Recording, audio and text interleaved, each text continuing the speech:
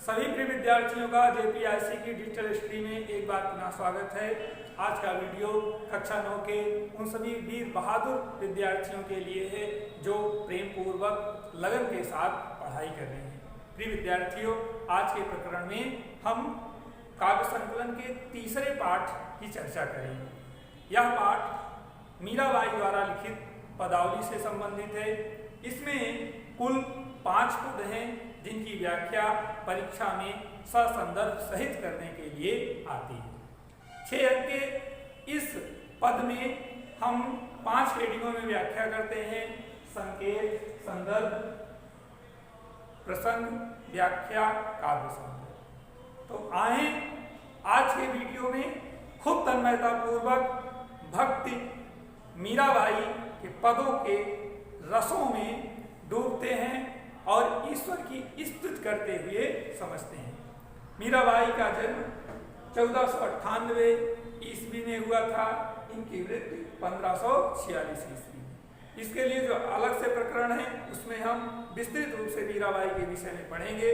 आज हम मीराबाई जी के पदों को पाठ्य पुस्तक के द्वारा पढ़ते हैं तथा सरल सहज रूप में व्याख्या करते हैं। पहले पद में भगवान कृष्ण की सुंदर महिमा का गान करती हुई कवित्री लिखती हैं कि बसो मेरे नयनन में नंदलाल। कई बार आप लोगों के द्वारा गाए गए इस भजन पद को सुना है। तो मीरा जी भगवान कृष्ण का आह्वान करते हुए कह रही हैं कि हे प्रभु, आप मेरे नेत्रों में विद्यमान हैं। मोर मुकुट मकराकृत कुंडल, अरुण तिलक दिए भाल। शब्दों के अर्थ को जान लें। मकराकृत, मछली की आकृति का कुंडल भगवान कृष्ण के दोनों कानों में शोभायमान है। अरुण तिलक दिए भाल, भाल का मतलब मस्तिष्क पर सुंदर लाल रंग की तिलक से शोभित है। मोहनी मूर्ति सांवर सूरति नयना बने विशाल। कृष्ण की सांवले रंग की मोहनी मूर्ति जो विशाल सुंदर बड़े बड़े नेत्र हैं वो मेरे मन को हर रहे हैं। अधर सुधारस मुरली राजत, अमृत से भरे ओंठों पर मुरली सुशोभित है। उर वैजंती माल, उर का मतलब हृदय में वैजंती का माला धारण की हुई है। बीच में इस ऋणात्मक चिन्ह के द्वारा हम मानते हैं कि रूपक अलंकार है, क्योंकि उपमेय पर उपमान का आरोप किया गया है। आगे बढ़ते हैं और देखते हैं। क्षुद्र घंटिका कटितट शोभित, नूपुर सबद रसाल। क्षुद्र का मतलब छोटी छोटी घुंघरों वाली कमर पैजनी कृष्ण के कमर पर सुशोभित है तथा नूपुर सबद रसाल, पैरों में नूपुर बंधे हैं। मीरा प्रभु संतन सुखदाई, भगत बछल गोपाल। मीरा जी कह रही हैं बछल राजस्थानी शब्द है। बछल का मतलब वत्सल। हे प्रभु, आप भक्तों के रखवाले हैं, इसलिए हम भक्तों की रक्षा करें, दया करें। तो मीरा जी के इस पहले पदों के माध्यम से हम भगवान कृष्ण की सुंदर सांवली मूर्ति का चित्रण किए। अब दूसरे पद में मीरा जी संसार की जो सबसे बहुमूल्य अमूल रत्न है, राम रत्न का वर्णन करती हुई कह रही हैं कि पायो जी मैं तो राम रतन धन पायो।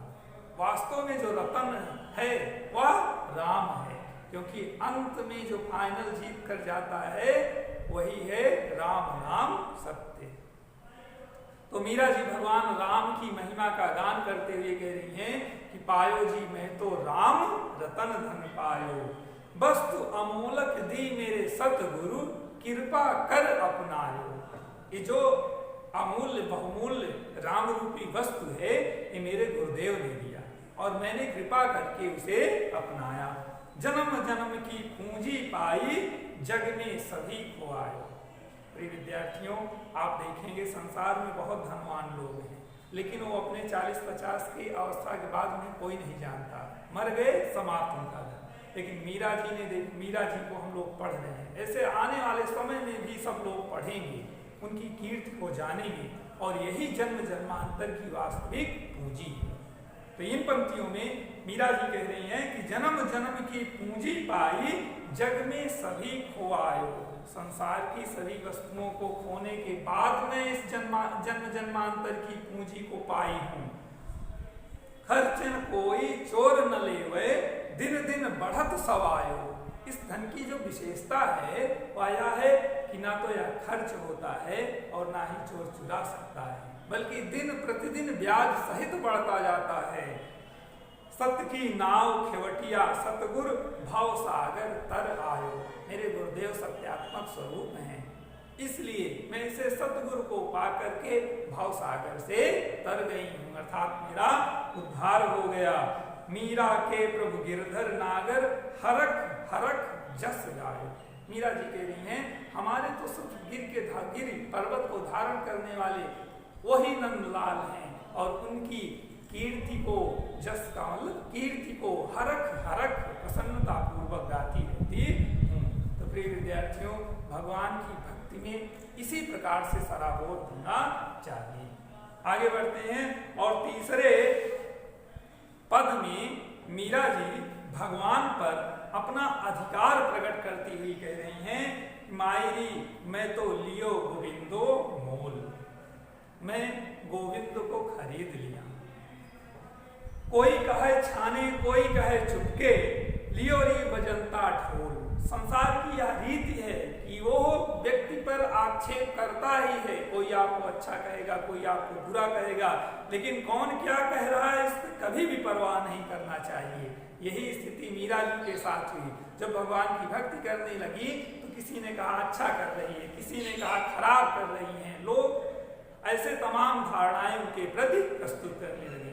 तो मीरा जी कह रही हैं कोई कहे चुपके से, अर्थात किसी ने कहा कि चुपके से लिया गलत किया, किसी ने कहा अच्छा किया, लेकिन मीरा जी कह रही कोई कहे महंगो कोई कहे सुहंगो। राजस्थानी शब्द है, मुहंगो का मतलब महंगा और सुहंगो का मतलब सस्ता। किसी ने कहा जिस वस्तु को आपने खरीदा मीरा जी उस वस्तु को आपने महंगा पाया, तो दूसरे ने कहा उस वस्तु को आपने सस्ता पाया। लियो री तराजू तोल। लेकिन मीरा जी विश्वास पूर्वक कह रही है कि मैंने नाप तोल कर लिया है, ना ही महंगा ना ही सस्ता। कोई कहे कारो कोई कहे गोरो। तो तमाम प्रकार के लोग अपने अपने मत दे रहे हैं, कोई कह रहा है कृष्ण काले हैं, कोई कह रहा है गोरे हैं। लियो री अमोलक मोल, लेकिन मेरे लिए तो अमोल है, उसका कोई मूल्य नहीं है। याही को सब जानत हैं, लियो री आँखी खोल। अब भी समय है, चेत जाओ जान जाओ, यही वास्तविक है। इसीलिए गोस्वामी तुलसीदास जी ने भी लिखा है, जिनको मीरा जी अपना गुरु मानती हैं, कि अबलो नसानी अबना न सही हो, राम कृपा भव निशा सिरानी, जागे फिर न डसई हो। ब्रज भाषा में वह भी पद है, विनय पत्रिका का पद है। आगे बढ़ते हैं, देखते हैं। मीरा को प्रभु दर्शन दीनो पूर्व जन्म की कौल। मीरा जी कह रहे हैं कि हमारे पूर्व जन्म के कुछ कृत्य थे जिसके कारण मुझे भगवान ने दर्शन दिया। इस प्रकार से संसार की अमूल्य धरोहर भगवान कृष्ण की महिमा का गान करने के बाद चौथे पद में मीरा भक्तों के संग भगवान में नृत्य कर रही, नाच रही, प्रसन्न है, आह्लादित है और नाचते हुए लिख रही हैं कि मैं तो सांवरे के रंग राजी, उस सांवले कृष्ण के रंग में पूर्णतया रंग चुकी हूँ। साज सिगार बांध पग घुंघरू, लोक लाज तज नाची। संसार के सारे लोक लाज को त्याग दिया है और श्रृंगार जो किया है वो भगवान कृष्ण का किया है। पैर में घुंघरू बांध कर मैं भगवान के पदों को गाते हुए नृत्य कर रहे।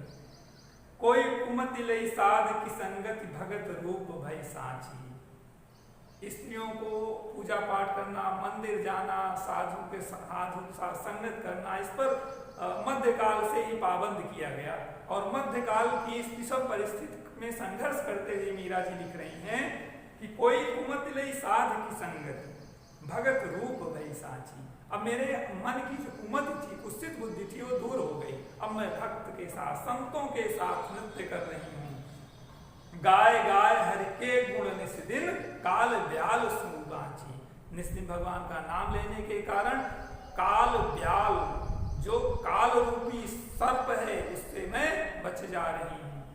उण बिन सब जग खारो लागत और बात सब काची। भगवान कृष्ण के बिना यह संसार अधूरा लगता है और कृष्ण के बिना कोई चर्चा हो तो बातें भी निरर्थक लगती हैं। कांची का मतलब कच्ची अर्थात निरर्थक।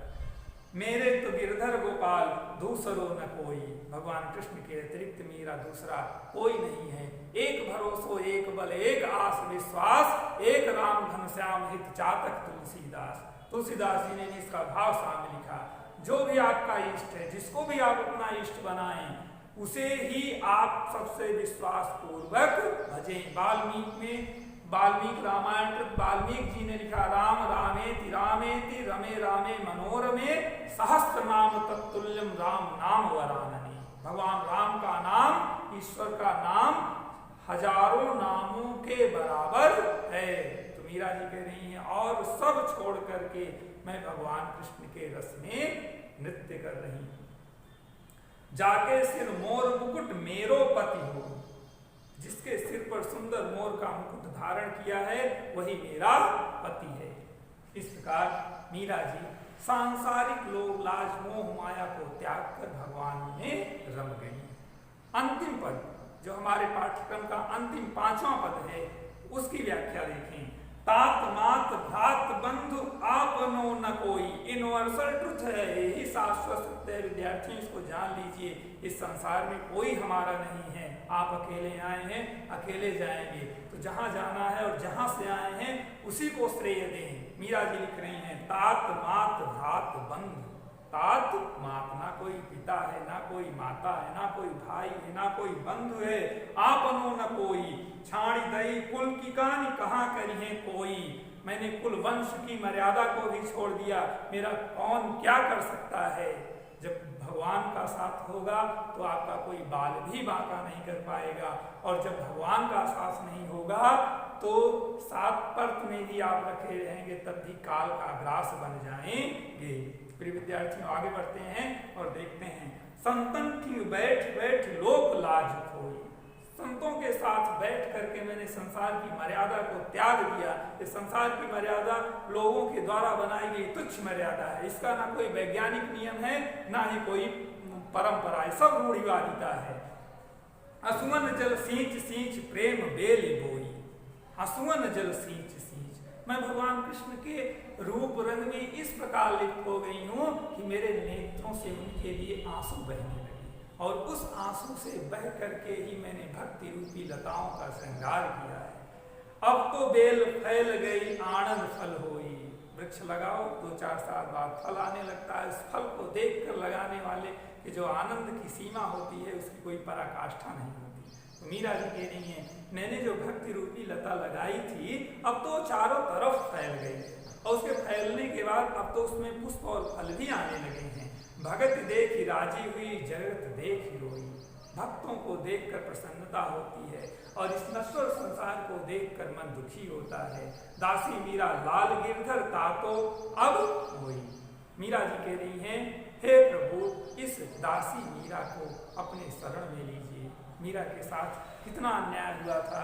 उनके पति ने, उनके फादर इन लॉ ने जो है कितना उन पर दबाव दिया, प्रताड़ित किया, लेकिन मीरा ने सबको त्याग कर भगवान की हो गई। तो प्रिय विद्यार्थियों, इस पाठ का जो मुख्य उद्देश्य है वह ये है कि हम जीवात्मा हैं और ईश्वर परमात्मा है। उस परम पिता परमात्मा से हमें सदैव अपने को जोड़े रखना चाहिए। तो कल के वीडियो में हम पुनः नए प्रकरण के साथ उपस्थित होंगे। तब तक आप घर पर रहते हुए पढ़ाई करें। धन्यवाद।